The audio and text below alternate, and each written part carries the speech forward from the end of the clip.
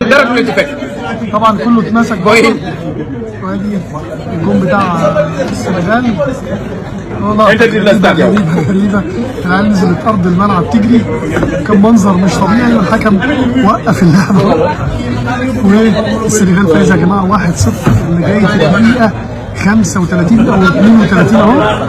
فيا رب السنغال تعملها ان شاء الله. ادي الامن خدهم طلعهم بره، بص بيزودوا سكيورتي بقى في المكان، ورموا حاجه كده الحكم الرابع راح خدها اهو. ما فهمش رموا ايه كده، بس الحكم الرابع خدها. اهو الحكم الرابع راح وداها خدها عنده جوه وكده خلاص الليله خلصت في سبحان الله العظيم. البارح مقابله يعني رجعت كل شيء اللي داروه في المغرب، الظلم والعدل. واحد الحاجه يعني المغاربه شرفاء ما شاء الله، يعني شرفاء. وهذيك الدوله والله العظيم اللي تعدى عليها تفضح. اقسم لكم بالله دوله بها بشعبها اللي تعدى عليها تفضح. شو سبحان الله العظيم. الفوطه هذيك اللي نوضوا عليها الهلال في الريزو سوسيو وكل شيء، البارح رماوها لهم الجمهور، وهذوك اللي نكزوا داروا هذيك الفضيحه نكزوا الملعب هما اللي عطاو هذيك الفوطه وركبتوها الفضيحه تفضحت كل شيء. والبوليس قبضهم وراه جمعهم لانهم اصحاب الكريكري والسحر والشعوذه والروينه باش يربحوا. ولكن تفضحوا فضحات ديال الحكم الرابع رفدها وداها. والله قسم بالله كارثه. وما قدروش يحلوا فمهم، ما قدروش يحلوا فمهم. الفضيحه الثانيه البيلانتي جا في واحد الوقيته حساس وكنا نستناو ينسحبوا، ما انسحبوش. المدرب خرج قال لك اودي حنا نحترموا قرار الحكم وكل شيء. تخيلوا مع الخط الحكم الرابع قال لهم تكحوز لهنا نعطيك الحمراء. البارح تفضحوا والعداله الالهيه رجعت للمغرب البارح. يعني مغاربه شرفاء الناس هذوك راه اللي تعدى عليهم. حتى هذاك الفيديو اللي راه دار وكل شيء راه كل شيء كذب في كذب. ما تفاعلوش مع داك الشيء وغادي تبان الحق. عما قريب غتبان الحقيقه، لانه ثاني هذيك البلاصه هذيك فين كانوا الفانزون ولا هذيك انا شكيت فيها في قطر. وفي قطر لانه هذيك ما جايش في امريكا مع الله. يعني خاص لان غادي ان شاء الله مين ما تكونش شي ادله من امريكا وكل شيء. يعني امريكا بلد عظمى وما كاين حتى حاجه خارجه من تما وكل شيء كذب وكل شيء مفبرك. بصح نهار لا غادي هذاك الشيء جيامته غادي تفضح. حاجه ثانيه السنغال هذاك اللي سجل الهدف قال لك على المغرب سوا ديزون وقال منا وخارج في التلفزيونات وقال لهم احنا خاصنا نلعبوا على كاس العالم ما نلعبوش على الناس. متكبر يعني العجرفه ديالو. شفتوا البارح قال المدرب قال له جمع قشك واعطيه. شفت البارح واش صرا لهم في الفيستير تفركتوا سبحان الله العظيم. يعني وهذاك الشيء اللي شافوه الجماهير المغربيه وحنا وكذا منا والاعصاب ولينير. شوف والله الا ولا لهم بالتريبل ومازال يعيشوا العذاب. كرة القدم هذه ما حد كاينه كرة القدم ما حدهم ما اعترضوش ما يعتذروش من المغرب كشعب وما يعترضوش بالدوله ويقول لهم حنا تعدينا عليكم وتكرفصنا. غادي يعيشوا العذاب الشديد الى انا قلتها شحال هذه. قلت لكم هذاك الكاس اللي ديتوه كاس مسموم وفي الاخير رجع للمغرب وها هو السم يجيكم غير بشويه بشويه. دخلتوا الاسبانيه فتشوكم تبهدلتوا. الاوتيل مبهدل. الاتحاديه ديالكم فيها مشاكل. المدرب ما خالص الروينه في الكوزينه. واليوم انتم الحمد لله البارح تشوهتوا. البارح تفضحتوا فضحه كبيره وخارجين ما فهمتش وزعما تسناو شي واحد يعاونكم. شفت لي ريمسي دارت واحد المنشور على الشيبي معاه الشيبي عطاهم الحس. دارت واحد المنشور ومن زعما جايه بغات تكوموفلي ليرنسي مثلا المنتخب المغربي غادي يخرج المنتخب الفرنسي ونشوفوا واش غادي الايام بيننا. شوف كاع اللي ظلم المغرب ويخلص والله الا يخلص سواء يخلص عاجل سواء اجل. المهم سواء المهم ما يخلص سبحانك يا عظيم. لانه ناس شرفاء ناس انا شوف الحمد لله والله الا عاشرتهم وكل شيء وتعامل معاهم ورثتوها. هم موالين القناه وكل شيء وحبابي ناس مساكين طيبين. راه هذاك الاخر اللي راهم يديروه والتشويش اللي يديروه وسيرتو هذاك الفيديو المفبرك وخارج الروينه وكلامنا هذاك غادي ندموا عليه. لانه علاش؟ لانه بنادم الحسد الغيره البغض. لانه المنتخب المغربي وصل لواحد المستوى عالي وخاص يوشوشوا باي طريقه. راني شفتها حفيظ الدراجي حط التصويره ديال قطر 2022 وما عايقش بها في لابوست ديالو. انا ما نبغيش نديرو ما بغيتش نطلعوه وحتى نتمنى حتى المغاربه يصمكوها. نتمنى كيما راكو غادي نصمكوها عليهم خليوهم حتى يتفضحوا راسهم. تخرج الادله غادي يتفضحوا راسهم.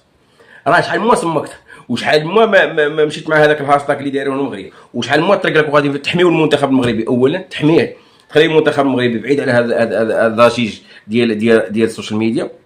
تشجع ابراهيم دياز واللعابه وتصيفط لهم رسائل ورانا شفناه السيباري ما شاء الله الف مبروك عليه مشى لبايرن ميونخ. تشجع اللعابه باش ان شاء الله باذن الله عندهم مقابله ديال كندا وان شاء الله ما يكون غير خير.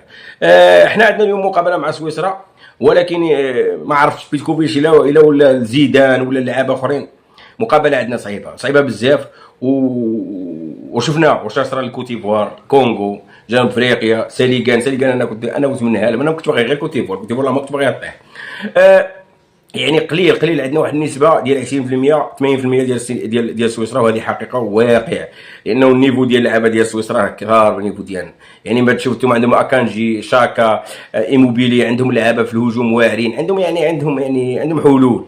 احنا المشكل ديالنا راه ما كاينش لا دفاع لا حارس لا والو. حفيظ الدراجي باش يركز على هذه المشاكل ديال المنتخب، الى تقسينا غتكون كارثه،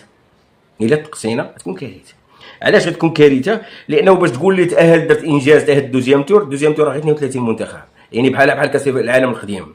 ثاني حاجه، الى تفوز لمقابله ديال الاردن ونديروا تعادل اللي كان مخدوم ومريقل باش نتاهل للدوزيام تور، اسمح لي هنا انا كوني ربحت النمسا ونجي بسيس بوا ونلعب مع اسبانيا اللي راها لعبها درك مع النمسا عادي، نلعب مع اسبانيا. علاش؟ شكون هي اسبانيا دي نوقفها وندير ماتش كبير ونخرج بشرف. بصح الا خرجت انا مع سويسرا هذيك هي الطامه الكبيره وهذيك هي الكارثه الكبيره. تهربت اول حاجه من سويسرا، تهربت من اسبانيا باش نلعب مع سويسرا، ومن نخرج مع سويسرا الشعب غادي يقول لك كيفاش انت علاش اول حاجه ما رديتش الطائر ديال 82 من 82 وحنا نسالوه ما رديتهاش، ومشيت تعادلت وهربت من اسبانيا. هربت محرز جابوا الله هذاك الهدف باش يسجله وكنا غادي نلعبوا مع اسبانيا، جيتوا نتوما قلبتوا عليه تلف، وهذا هو المشكل وهذا هو الخطا الكبير وهذا هو الخطا اللي غادي نطيحوا فيه. لانه علاش؟ لانه الا خرجت مع سويسرا الناس ما تعقلش عليك، تقول لك علاش ما خليتش محرز يسجل وتلعب مع اسبانيا بعدا، ومو تلعب مع اسبانيا عادي، ولكن حنا لا. المهم هذا الشيء اللي كاين من هذا الاخر. الصحافه العالميه كلشي تكلمت على هذيك الفضيحه اللي اللعابه ديال السينيغال قاعدين ياكلوا الغازو والشوهه العالميه. البلاج قالوا لهم زعما هذاك الشيء ديال افريقيا اللي كديروه في افريقيا ما ياكلش في اوروبا في الفيفا، ولكن هذاك الشيء مولي بالدساره ديال المدربين ديالهم بالاتحاديه ديالهم، لانه على مر الاجيال ديال السينيغال ديما عندهم فضائح. كان عندهم فضيحه مع جنوب افريقيا، فضيحه مع الكوتيفوار، فضيحه مع تونس في 2004. الشبان ديالهم دائما فضايح، يعني هما هكذا عايشين الفضائح باش يتاهلوا وباش يلعبوا هذيك البلطاجه وكل شيء. البارح تلاقاو مع حكم مزير، وما كانش مزير بزاف، كان قادر يجبد لهم انذارات ويجبد لهم حمرات، تحاول معاهم بزاف، ولكن باش يقعدوا هكذاك في الكاري دي زويت ويبلعوا الكاري دي زويت، هنايا ستوب. كان لا فريق لا والو. يعني نورمالمون خصكم تحتارموا غير الشعب ديالكم، بعدا تحتارم غير الشعب ديالك انت كمنتخب وتقول انا محترف. ودرك هذاك اللي قال لهم خاصنا نديو كاس العالم حنا يا رب كيفاش غادي دير الشوهه ديالك انت مع اللعابه المغاربه اللي تلعب معاهم في اسبانيا، ومن تلاقى الناس بحال المنتخب المغربي درك ان شاء الله باذن الله غادي يوصل للنهائي ودي كاس العالم. واش غتولي شوهتك انت؟ شوهتك مشوهه في العالم، تولي شوهتك مشوهه في العالم. انت يا اخي خصك 100 عام ولا قرن باش توصل غير الدومي فينا ديال لا كوب دو موند، يعني تولي تحلم تطلع لنهايه كاس العالم وتجي وتحلوا فمكم.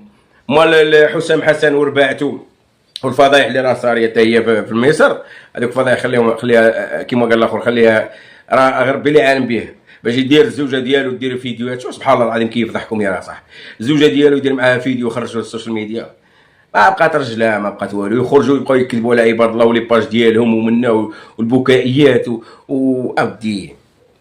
المهم هذا الشيء واش غنقول لكم، الحمد لله ارتاحينا من رجعت الاعتبار رجع للمغرب. شوف سبحان الله العظيم، يوم يتهربوا يوم يديروا المشاكل وفي الاخير صرا لهم مشكله قد راسهم.